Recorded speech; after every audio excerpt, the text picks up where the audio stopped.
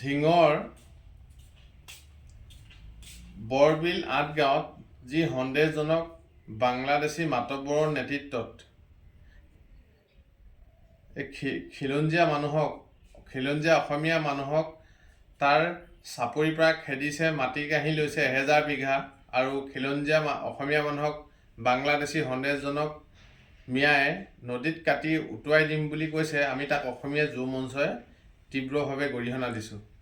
আজি অসমৰ মুখ্যমন্ত্ৰী ডাঙৰীয়াৰ নেতৃত্বত যি বাংলাদেশী বেদখলকাৰীসকলক উচ্ছেদ কৰি আছে আৰু চৰকাৰখনে যি বাংলাদেশীৰ বিৰুদ্ধে শক্তিশালী স্থিতি গ্ৰহণ কৰি আছে, তাক আজি খিলঞ্জীয়া মানুহসকলে সকলোৱে আমি চৰকাৰখনক সমৰ্থন জনাইছোঁ। তৎসত্ত্বেও এই বাংলাদেশীসকলে যে ভয় নকৰা হয়, এতিয়াও এই ঢিঙৰ অসমীয়া মানুহক ভাবুকি দিছে বা কাটি নদীত উটাই দিম বুলি কৈছে, আৰু তাৰ স্থানীয় খিলঞ্জীয়া মানুহে তাৰ ঢিঙৰ প্ৰশাসনক এজেহাৰ দিয়া স্বত্তেও কোনো ব্যৱস্থা লোৱা নাই। তাক আমি তীব্ৰভাৱে গৰিহণা দিছোঁ। আৰু আমি বাংলাদেশী মিয়াবোৰক ক'ব বিচাৰিছোঁ, বাংলাদেশীবোৰক, যদি তোমালোকে এতিয়াও যদি ক্ষান্ত হোৱা নাই, খিলঞ্জীয়া মানুহক এনেকৈ ভয় ভাবুকি দি আছা, তোমালোকে কাৰ শক্তিত তুমি বলিয়ান হৈছা? নিশ্চয় এওঁলোকৰ লগত চাগে কোনোবা অদৃশ্য শক্তিৰ হাত থাকিব পাৰে।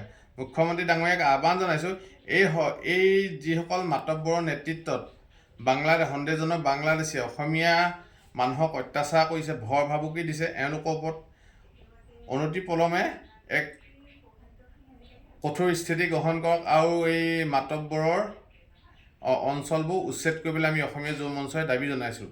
আৰু আমি বাংলাদেশী সন্দেহজনক নাগৰিকবোৰক সকীয়াইছোঁ, এনেকৈ যদি তহঁতি অসমীয়া মানুহবোৰক অত্যাচাৰ কৰিবলৈ হয়, কিন্তু অসমীয়া যুৱ মঞ্চই ক্ষান্ত হৈ নাথাকে।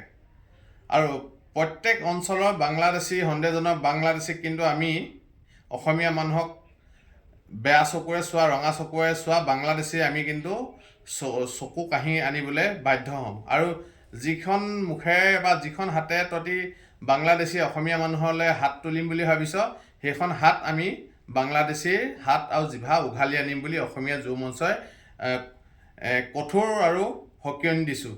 আৰু মুখ্যমন্ত্ৰী ডাঙৰীয়াক আহ্বান জনাইছোঁ, এই ঢিঙৰ বাংলাদেশীসকলক কঠোৰ শাস্তি দিয়ক আৰু এই বাংলাদেশী গাঁওবোৰ উচ্ছেদ কৰিবলৈ আমি অসমীয়া যুৱ মঞ্চ লখিমপুৰ জিলা সমিতিৰ তৰফৰ পৰা আহ্বান জনাইছোঁ।